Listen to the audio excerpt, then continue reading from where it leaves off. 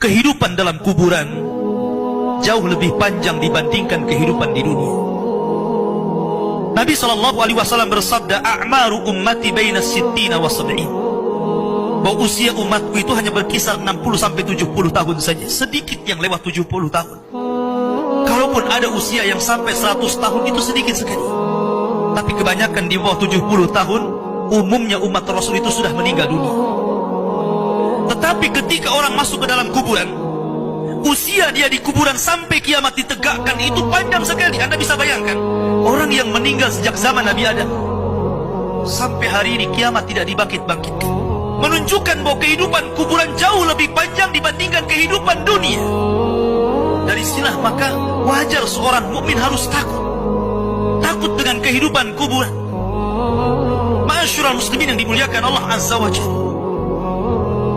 Tetapi para ulama mengatakan, apakah orang yang mendapatkan adab kubur itu munqati atau mustamir, terus menerus ataukah terputus? Kata para ulama, adab kubur itu hanya terputus dengan tiupan sangkakala Israfil. Ketika itulah Nabi SAW menceritakan bahwa Allah Subhanahu wa Ta'ala memerintahkan kepada Israfil untuk meniup sangkakala yang pertama. Disinilah adab kubur terputus. Karena ketika itu seluruh orang mati, baik orang yang ada di atas bumi atau yang ada di bawah bumi, baik kalangan jin, baik malaikat, kecuali makhluk-makhluk yang Allah kehendaki saja, semua hancur.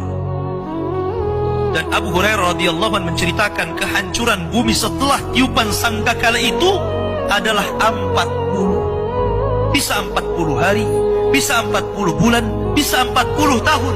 Yang jelas Allah hancurkan bumi ini. Allah luapkan lautan ke daratan. Allah jatuhkan bintang. Allah hancurkan gunung sehingga seperti kapas yang dihempas angin. Itulah yang disebut dengan kehancuran alam atau hari kiamat. Baru setelah kemudian bumi tidak bulat lagi, tapi bumi terhampar. Allah ganti bumi yang kita pijak dengan bumi yang baru. Itulah yang disebut dengan padang mahsyar. Maka disitulah Allah Subhanahu wa Ta'ala memerintahkan Israfil untuk meniup sangkakala kebangkitan. Yang kedua kalinya Israfil pun kemudian meniup sangkakala.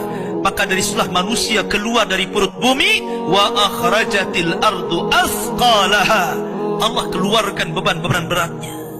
Disitulah orang-orang yang beriman, ketika mereka muncul dari kuburan, maka mereka akan berkumpul dengan keluarganya.